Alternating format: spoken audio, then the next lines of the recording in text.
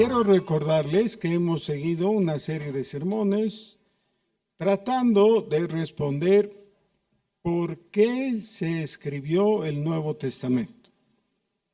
Este planteamiento, descrito en forma sencilla, es: Jesús tenía toda la escritura que necesitaba cuando usaba el Antiguo Testamento. Uno podría decir, bueno, eso ya es suficiente. Si para Jesús fue suficiente, ¿para qué queremos más? Entonces se hace más aguda la pregunta: ¿para qué se escribió el Nuevo Testamento? Y la mejor forma es consultarle al mismo Nuevo Testamento. ¿Para qué? ¿Con qué objetivo? ¿Con qué propósito? Tenemos esta cuarta parte de toda la Biblia, a la que llamamos el Nuevo Testamento. Hemos visto en los últimos dos sermones la respuesta a partir del Evangelio según San Mateo. Y Mateo primeramente nos ha contestado esa pregunta cuando hemos tomado el principio, es decir, el capítulo 1 de Mateo, donde nos da la genealogía del Señor Jesús, y el fin de Mateo, o sea, el capítulo 28, cuando el Señor les dice cuál era su propósito. Primeramente introduce la situación diciendo: toda potestad me es dada en los cielos y en la tierra, por tanto, hagan discípulos, yendo a todas las naciones, bautizándoles en el nombre del Padre, del Hijo y del Espíritu Santo, y ordenándoles que guarden todas estas cosas que yo os he enseñado. Esa es la gran comisión. Así que esa es la primera respuesta de Mateo. La segunda respuesta viene a raíz de la pregunta: ¿cómo hemos de vivir? ¿Cómo debemos conducirnos? Porque, como ustedes saben, el mundo va en un péndulo de izquierda a derecha y de derecha a izquierda con las modas de la filosofía imperante en esos días. Entonces, algo está de moda y se enfatiza en eso, y todos llegan a creer que esa es la verdad y esa es la explicación. Pero luego cambia. Pero el Señor Jesús, en el Sermón del Monte, muestra que no hay cambio en Dios, y no hay cambio en la mentalidad de Dios y en la valoración que Dios hace. Por eso Él dice: no piensen que he venido a abrogar la ley. He venido a cumplirla. Y luego desarrolla todo el Sermón del Monte, que es la forma correcta de interpretar la ley para obedecer a Dios de una forma satisfactoria. Esa es la segunda respuesta en Mateo, que hemos visto la semana pasada. Pero todavía tenemos a medio responder por qué se escribieron 4 evangelios en vez de uno solo. Con uno solo ya tendríamos una respuesta, suponemos, suficiente. Y por eso algunos teólogos han tratado de amalgamar los 4 evangelios y convertirlos en uno solo, más largo, más completo. Para eso es muy interesante ver que si tuviéramos Mateo y Lucas, Marcos ya estaría incluido en los dos y solamente tendríamos 11 versículos de Marcos que no están ni en Mateo ni en Lucas. Así que alguien podría decir: no se necesita Marcos, ¿no? Quizás una adenda en Mateo y ya con eso tenemos Marcos. No es así, porque ya hemos explicado que cada uno de los evangelios es una tesis, con su hipótesis, su demostración y su conclusión. Así que no podemos simplemente juntar los cuatro y tener un monstruo, porque literariamente sería un monstruo.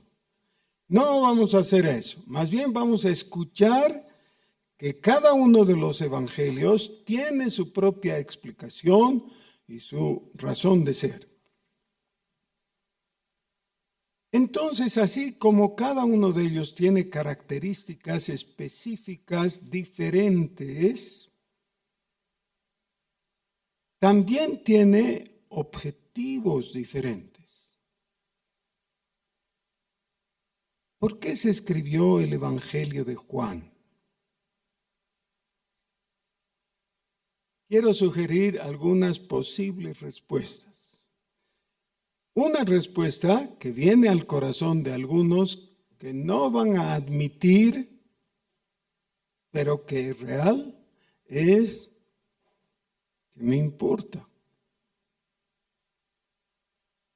Si tú vas y le dices, ¿sabes por qué se escribió Juan? Te diría no, pero un no que implica ni me interesa. No tengo ningún interés. Es así que de vez en cuando se ponen de moda algunos temas, ¿no? La Sociedad Bíblica, que tiene unas oficinas ahí en la calle Cochabamba, organiza cursos, cursillos, seminarios, e invita, y generalmente son conferencias gratuitas. Entonces, ellos trabajan mucho para concitar la atención de la gente. Cuando se trata de un tema de demonios, digamos, hay mucha gente. La gente tiene interés en los demonios y claro, se supone que cómo deshacerse de los demonios, ¿no? Pero tiene interés. Cuando se habla de temas como la prosperidad, cómo lograr prosperidad con la bendición de Dios, eso tiene mucho público. Pero hay temas que, siendo mucho más importantes, no atraen la atención de la gente porque se supone que ya la gente sabe eso, o que tal vez no sabe, pero como que tiene derecho a su propia opinión. Debido a las controversias de la edad media, es decir, a mediados del siglo XX, en la edad moderna, la gente ha desarrollado un criterio muy interesante, que es, tengo derecho a tener mis propias convicciones. Nadie tiene por qué venir y enseñarme. Este es un asunto muy privado y está dentro del derecho privado justamente. Nadie me puede obligar, nadie me puede inducir. Yo sé, o tendría que saber, pero no es necesario que me digas. Y con esa opinión, con ese punto de vista, ha surgido toda esta teoría del pluralismo religioso. ¿Han oído de eso? El pluralismo religioso. Es decir, no hay una sola respuesta, hay una diversidad de respuestas. Y como yo no te permito a ti que tú me digas lo que yo debo creer, tampoco estoy dispuesto a gastarme tratando de mostrarte qué podrías creer tú. Así que lo dejaremos. Y en detalles prácticos, eso se nota que ha permeado también a nuestras familias. Por ejemplo, es muy común oír decir, no, en esta casa, en esta mesa, no se habla de religión, ni de política, ni de fútbol, dicen algunos, ¿no? Porque, claro, no queremos que la gente se enfrente, se pelee. Preferimos que cada uno tenga sus propias opiniones en libertad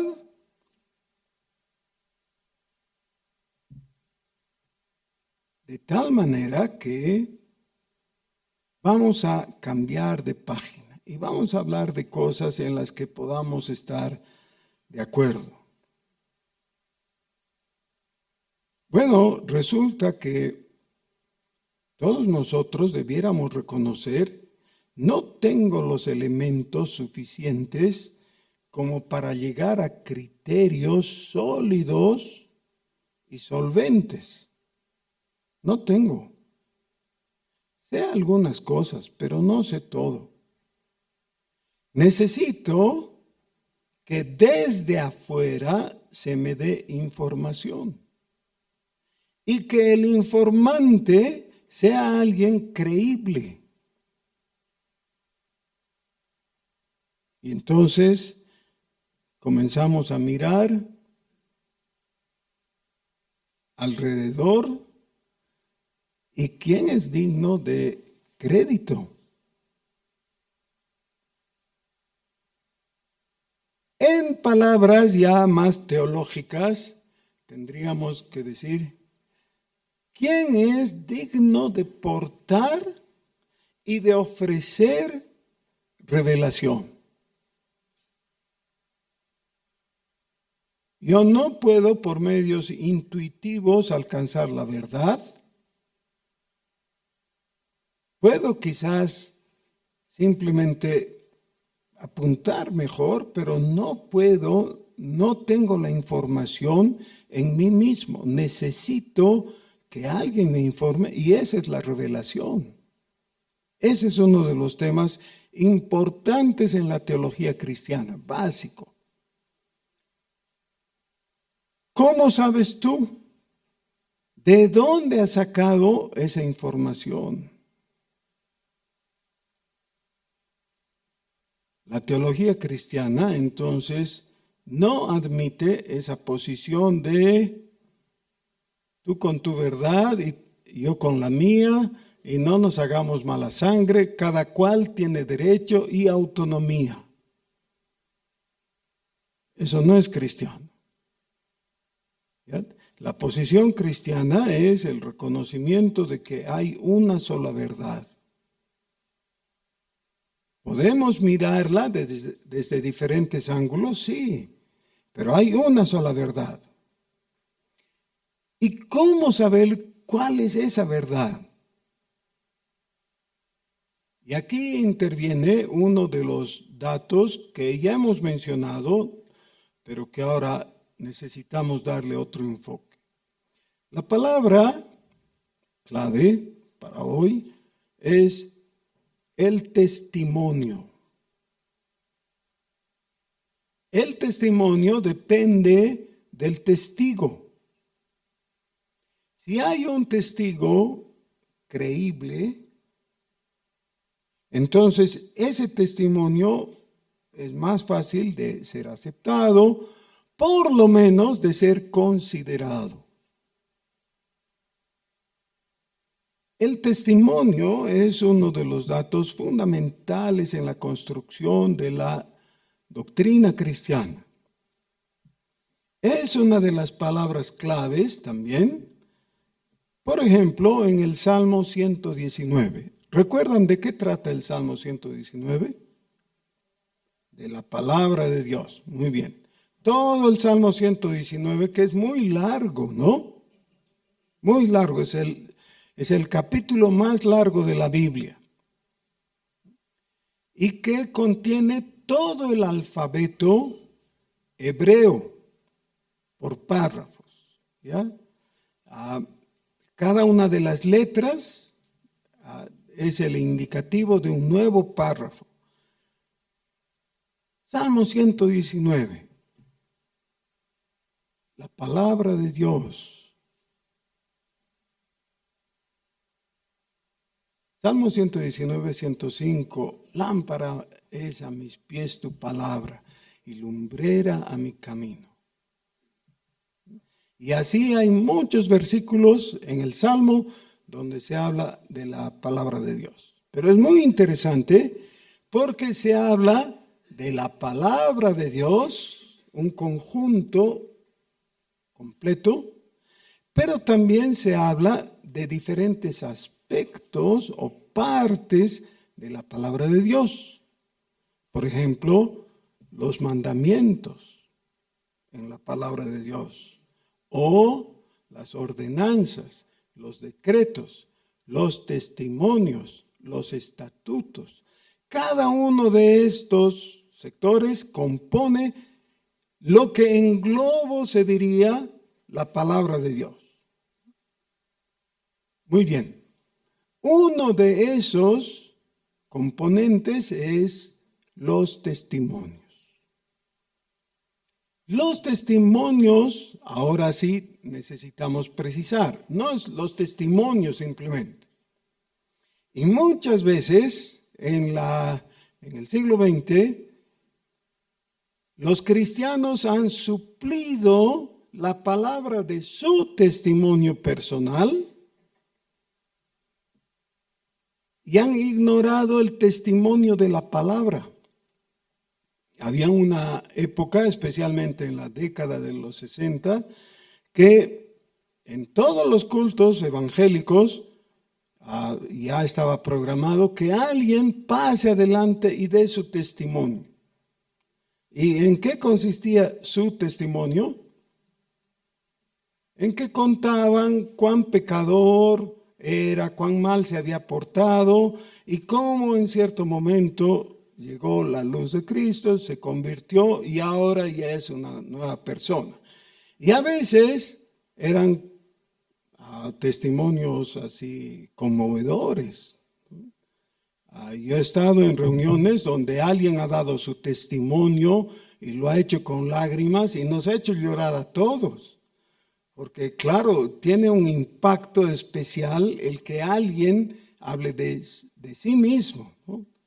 Sí, el problema es que si construimos una base doctrinal en o sobre el testimonio de la gente, vamos a tener algo contrahecho, sin solidez. No estamos hablando entonces de los testimonios personales de la gente, de los creyentes, sino que queremos enfocarnos en el testimonio de Dios. En el último libro del Antiguo Testamento, Dios tiene una conversación áspera con el pueblo de Israel. Y es una serie de reclamos que tiene Dios con su pueblo, diciéndole a los judíos, ¿no? ¿Por qué se portan tan mal? Después que han tenido ustedes todos los privilegios, se portan peor que los demás. Y ellos, con gran insolencia, le contradicen a Dios. Y le dicen, ¿de dónde sacas semejante cosa? ¿Por qué dices tal cosa? Cuestionan a Dios. Dios había afirmado, había dicho que amaba a su pueblo. Y ellos se atreven a decirle, ¿en qué nos has amado? Así que realmente eran muy insolentes. Pero Dios, yendo un paso más allá en su paciencia y longanimidad, hace acopio de todas las razones como para llegar a la conclusión y que ellos puedan ver, efectivamente Dios nos ha amado. Qué maravilloso es esto. En ese caso tenemos el testimonio de Dios acerca de su amor por su pueblo. El cuarto evangelio, el evangelio según San Juan, es considerado junto con los otros escritos juaninos, o sea, las 3 epístolas y el Apocalipsis, como testimonios. ¿Recuerdan ustedes en Apocalipsis, en el primer capítulo, el escritor Juan dice: he escrito esto para dar testimonio, es decir, su testimonio, del testimonio de Jesucristo. Testimonio del testimonio de Jesucristo. Todo Apocalipsis es un testimonio. Qué interesante, ¿no? Esa es la descripción que hace el mismo texto. Pero ahora volvamos al Evangelio según San Juan. Juan, en su Evangelio, explica algunas cosas que ya son tan básicas que podríamos haber dicho: claro que es así, no necesitamos esa explicación. Por ejemplo, al final del Evangelio dice: Jesús hizo muchas otras cosas, que si se escribieran todas ellas, no alcanzarían los libros sobre la faz de la tierra. ¿Ya? Es una hipérbole, por supuesto, pero lo que está diciendo es: hay mucho material todavía acerca de Jesús que no está puesto aquí. Aquí están ciertas cosas nomás. Y nos preguntamos, ¿qué cosas serán esas que Juan ha escogido para que aparezcan en su evangelio? Entonces él dice: estas se han escrito para que creáis. Y para que creyendo tengáis vida eterna en su nombre. Así que les ruego por favor abrir sus Biblias, sus Nuevos Testamentos, en el Evangelio según San Juan.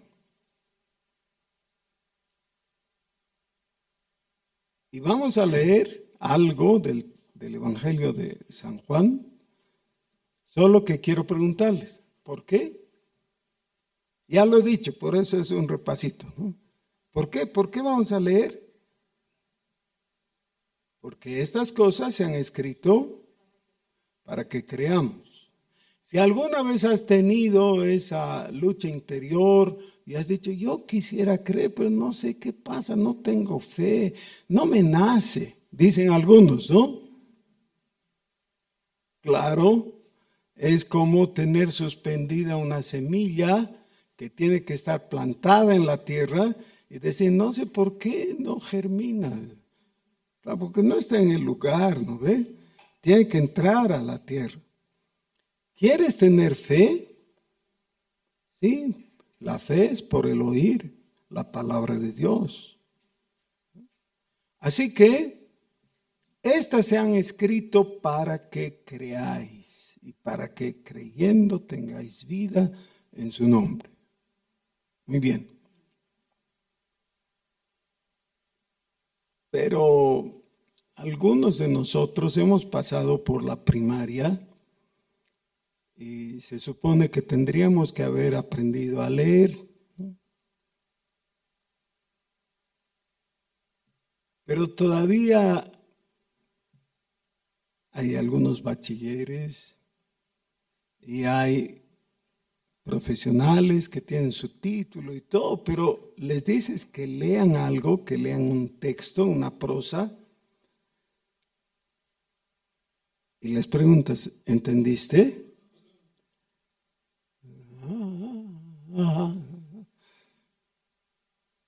Nada, no han agarrado nada.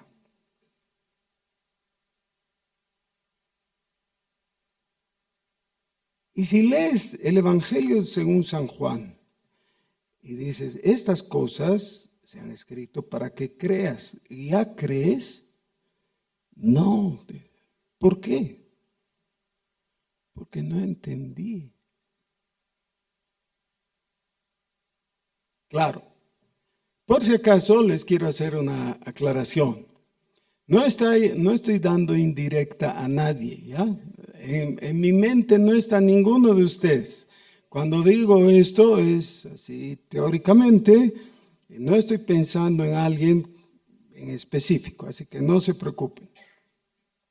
Solamente yo me incluyo porque a veces leo el texto y digo, tengo más de 60 años con la lectura de la Biblia porque he comenzado en la escuela dominical, ¿no? Y recién acabo de entender esto. Ese tiempo me ha costado. Pero claro, a mí me han costado así porque soy duro de cabeza. Ustedes no son tanto, entonces, si ponen atención, yo creo que van a poder beneficiarse.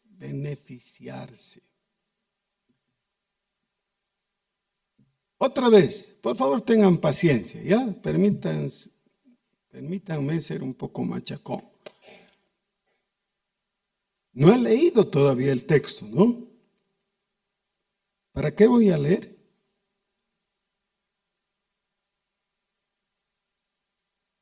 Para que tú creas. Porque para eso se escribió, ¿no?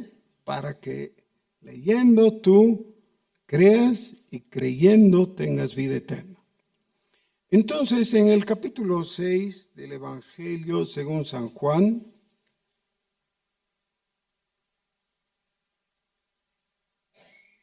el Señor Jesús hizo una afirmación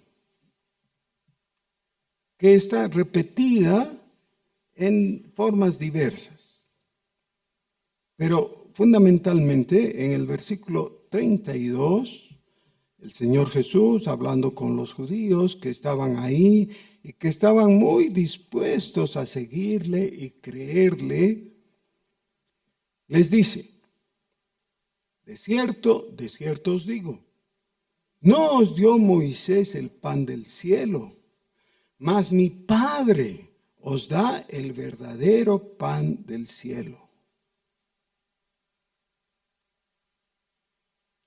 Esto tenía mucho sentido en ese momento para los que estaban oyéndole, que eran judíos, todos ellos, que habían tenido varios días de persecución del Señor Jesús, es decir, le habían seguido inicialmente por una razón muy concreta, porque querían milagros de sanidades. Eso era. Y el Señor sanó a muchos de ellos. Y luego llegó el momento en que se dieron todos cuenta que estaban en medio del desierto, no ese desierto de arena, ¿no? De dunas de arena que se muestran a veces, no, era un lugar despoblado, más bien era un lugar con hierba y con agua, pero no era habitado, mejor sería traducir por un lugar deshabitado. Estaban ahí, los hizo sentar en la hierba y a partir de 5 panes y 2 peces alimentó a toda la multitud. Y ellos estaban encantados. ¿Por qué? Pan gratis. Pan gratis. Chochos estaban. Entonces, miren cómo es la gente. Decidieron hacerle rey porque veían un potencial muy grande con la capacidad de hacer milagros de sanidades, echar fuera demonios y ahora alimentarles de forma milagrosa. ¿Qué más quisiera alguien? Claro que sea nuestro rey. Pero el Señor Jesús se escapa. Así, literalmente, huye. Porque no quería ser rey de esa manera y por ese motivo. Sin embargo, al día siguiente lo encuentran, tienen una conversación y el Señor les dice, ¿no debieran ustedes esforzarse, o sea, trabajar por el pan que después de un rato ya no hay, ¿no ve? Porque ya te lo comiste. Ese es el pan que perece. Más bien debieran esforzarse o trabajar por el pan que a vida eterna permanece.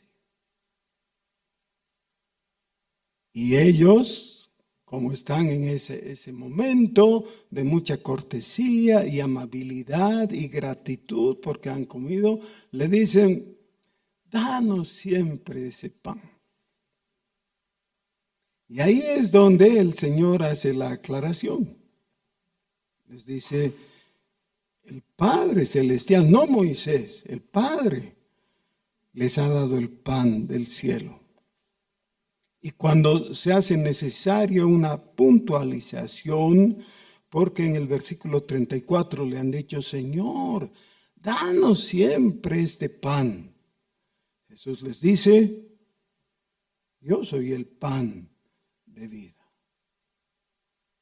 Yo soy el pan de vida. El que a mí viene nunca tendrá hambre, y el que en mí cree no tendrá sed jamás. Esta afirmación es un testimonio. Jesús está testificando de sí mismo. Hay muchos momentos en que algunas personas han tenido que testificar porque era muy importante, porque había una controversia, había una confusión respecto a algo. Por ejemplo, un poco más adelante en este evangelio, Jesús sana a un ciego de nacimiento. Ahora, fíjense qué dimensión tiene ese milagro. Hay un ciego conocido por todos porque era un mendigo que estaba a la puerta del templo. Así que todos los habitantes de Jerusalén lo conocían.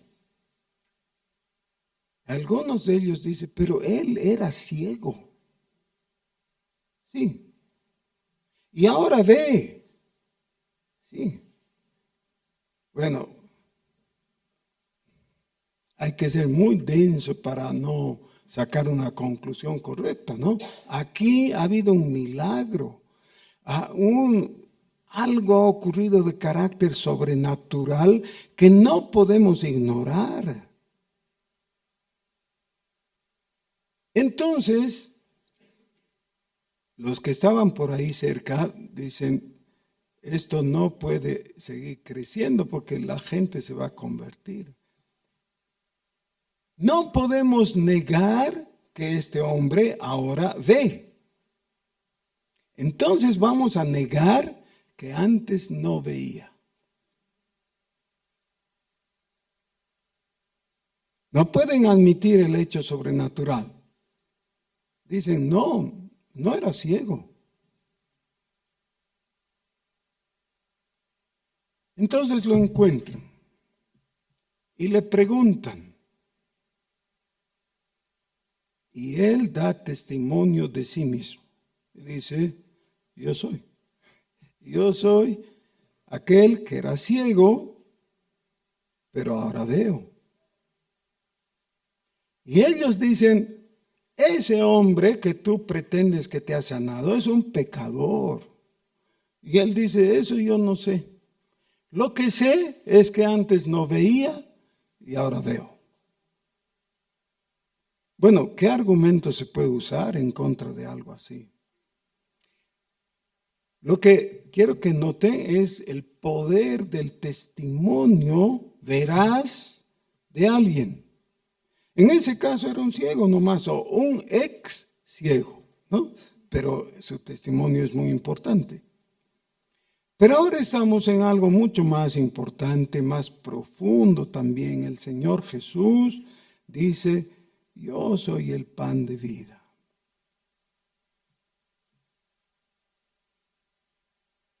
De vez en cuando estamos en situaciones en que tenemos hambre y a medio metro de distancia hay pan. Y vemos el pan No me vengan con que el pan engorda, ya, porque es así. Y quieres pan, ¿no? Ahí está el pancito. Algunos muy sofisticados no les gusta la marraqueta, pero a mí me encanta. Así que cuando hablo de tener el pan, estoy pensando en una marraqueta. Ahí está, muy cerca, al alcance de tu mano. Puedes tomar y comer.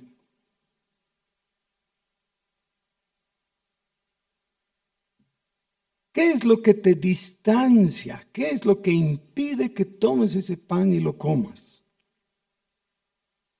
Podría ser, por ejemplo, un vidrio, porque el pan está dentro de una vitrina, ¿no? Entonces hay un impedimento físico.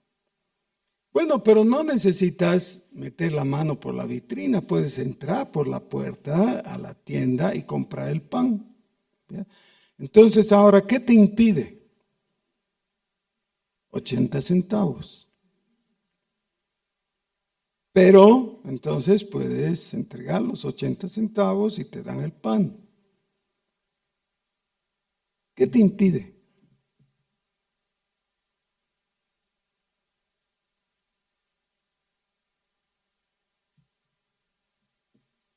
¿Hay un impedimento?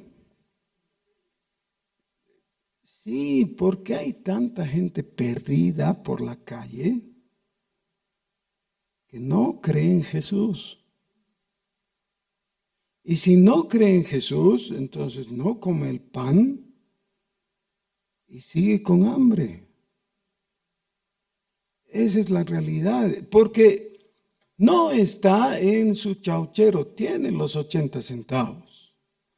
No está en la vitrina, puede entrar a la tienda y así los problemas que surjan para que él tome el pan y lo parte y lo coma, en realidad no son válidos. El único impedimento realmente está aquí, en su alma. Tiene un rechazo. Miren, en este pasaje, que es uno de los capítulos largos del Evangelio de Juan, el Señor Jesús hace esta afirmación y la repite y la explica, pero se trata de una metáfora. ¿Qué es una metáfora? Es la esposa de un semáforo, ¿no? ¿Qué es una metáfora? Es una figura literaria que reemplaza una palabra o una idea por otra que es conocida ya, y en esa comparación uno puede llegar a la conclusión correcta.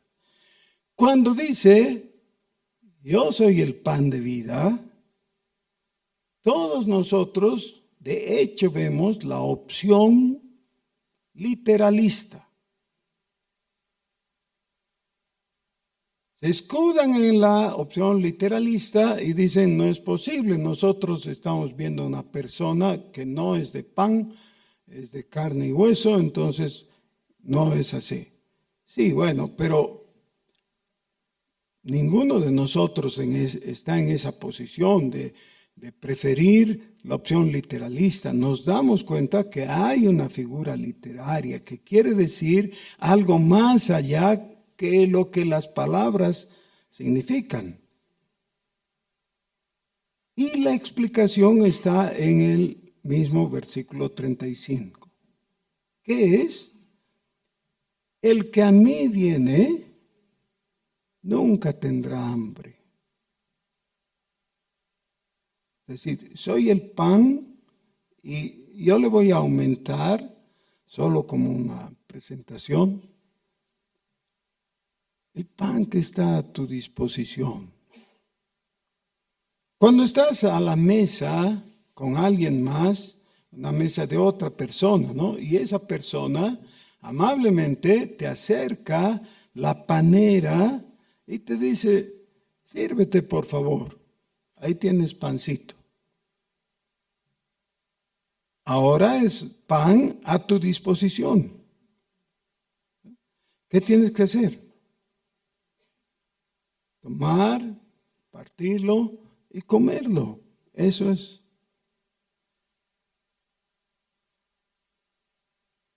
Eso es lo que significa a mí viene. El que a mí viene nunca tendrá hambre. Miren, esto tiene una larga y rica raíz en el Antiguo Testamento. Cuando Dios sacó a su pueblo de Egipto, lo trajo con brazo poderoso y los israelitas tuvieron que enfrentar una serie de dificultades. Por ejemplo, no había agua.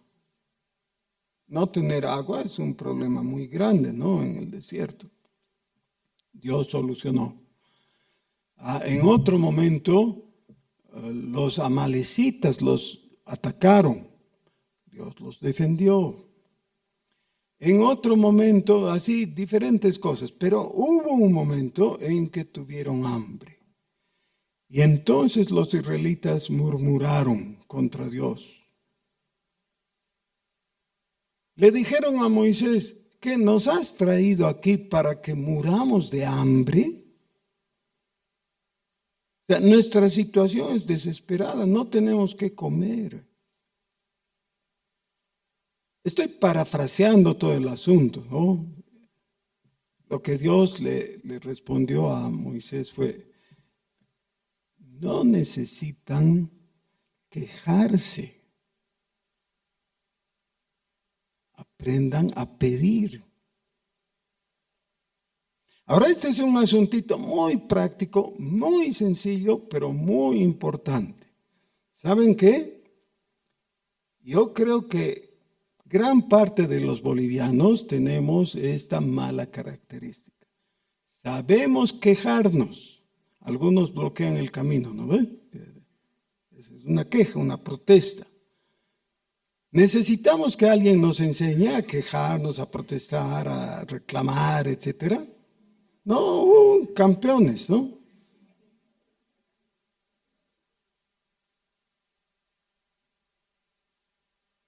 Pero no sabemos pedir.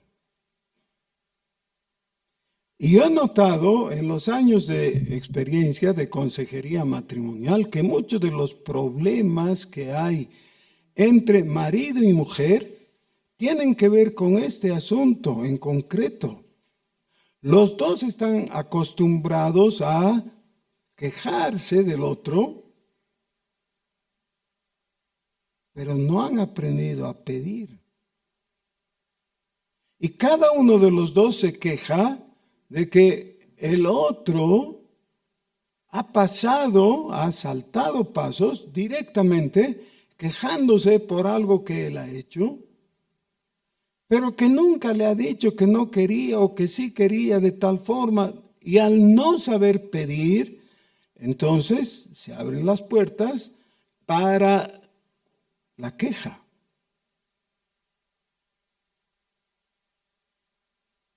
Dios le dice a Moisés, ¿por qué estás así? Parece que el mismo Moisés estaba en la actitud de queja, ¿no? Nos vamos a morir de hambre, no hay comida. Y Dios les dice, pidan pues. Y cuando les enseña, les muestra que Dios estaba ya dispuesto y hace descender maná, pan del cielo. Dios no tenía problemas con proveerles, pero todos nosotros necesitamos aprender a pedir. Fíjense, el Padre nuestro, ¿cómo es? ¿Qué dice? El pan nuestro de cada día, dánoslo hoy. ¿Cuál es la queja?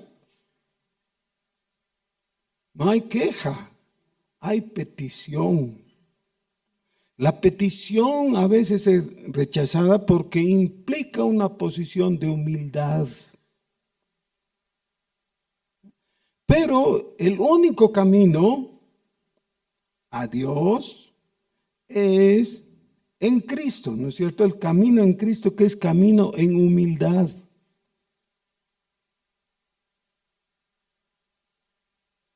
El Señor les dice, yo soy el pan.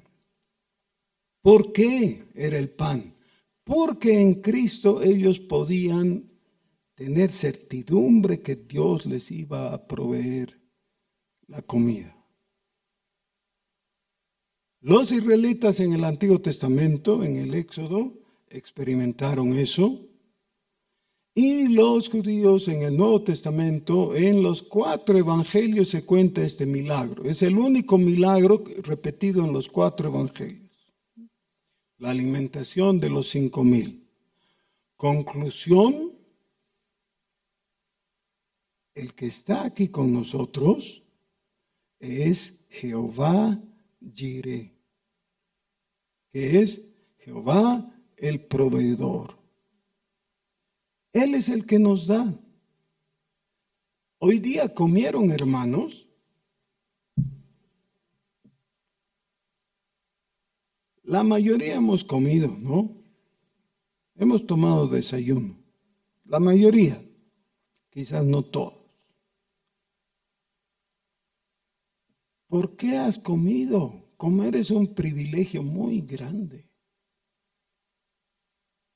Dios te lo ha dado. Siempre que puedas testificar, hoy he comido, al fin del día, cuando puedes agradecer, decir, hoy he comido.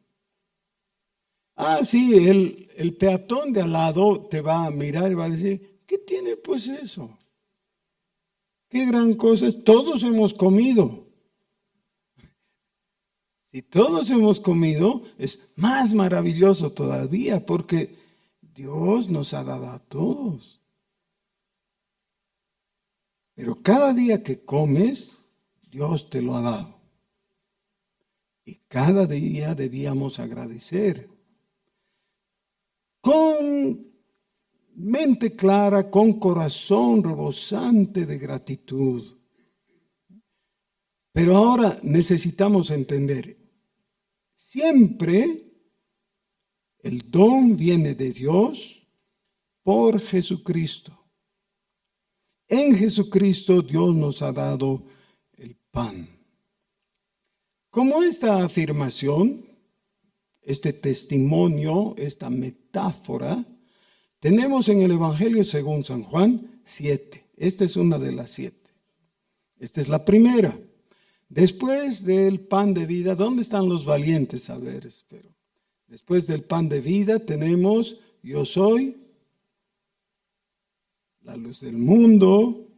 Bien. Después, la puerta de las ovejas. Después, el buen pastor. Luego,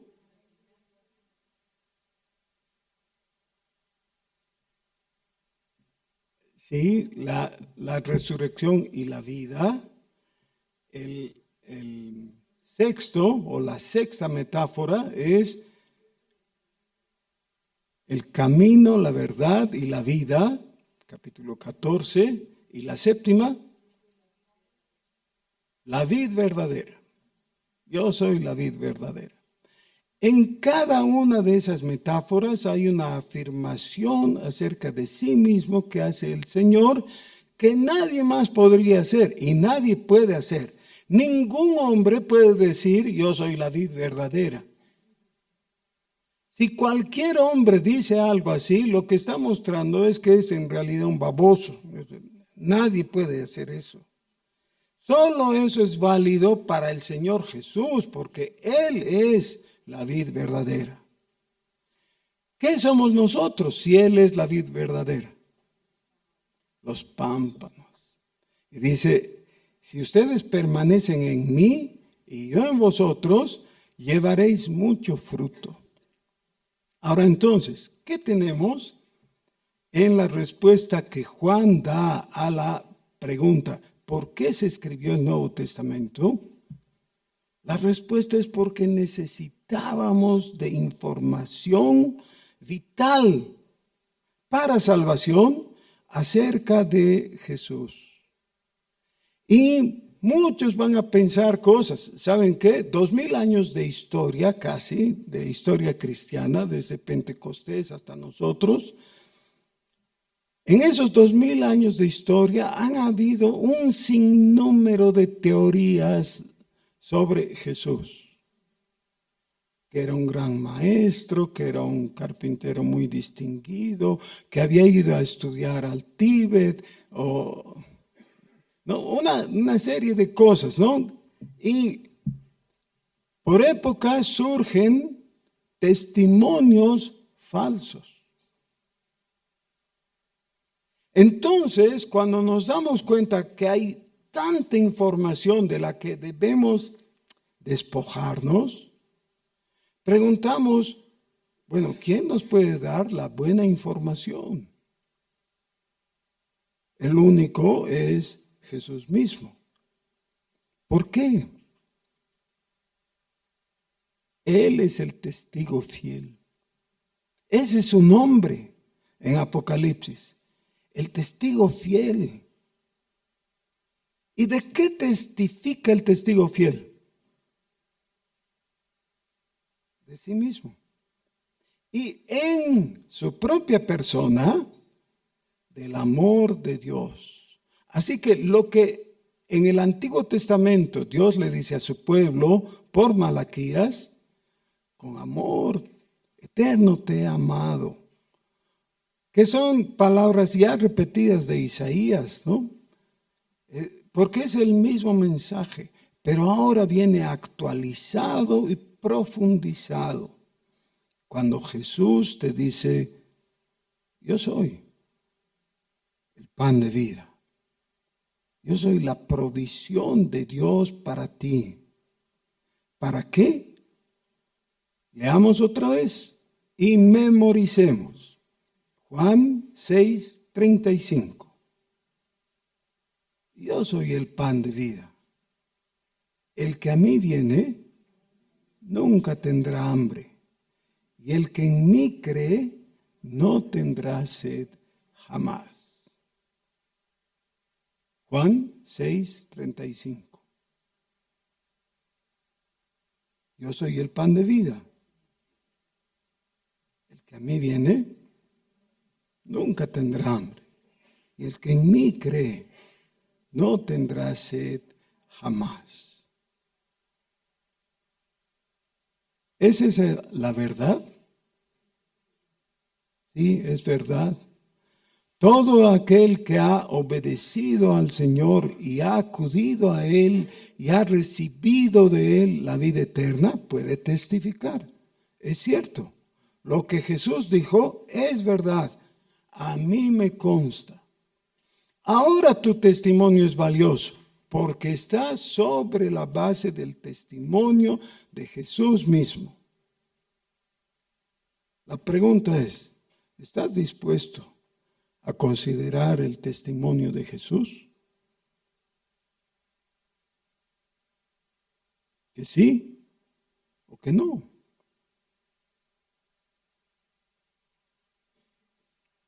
Pongámonos de pie, por favor. Oh Señor Jesús, a ti nos dirigimos agradeciéndote, porque para poder darnos el pan de vida, tú te sometiste a venir a este mundo, a hacerte hombre como nosotros y a morir de una forma desastrosa en nuestro lugar. Te damos gracias, Señor, porque tú nos das palabra de vida eterna, nos das el pan de vida, nos das salvación. Gloria a tu nombre. Bendito sea, Señor Jesús. Tú eres nuestro Salvador. Tú mismo lo has afirmado y nosotros te creemos. Gloria a ti, gloria sea a ti, Señor. Gloria a tu nombre. Amén.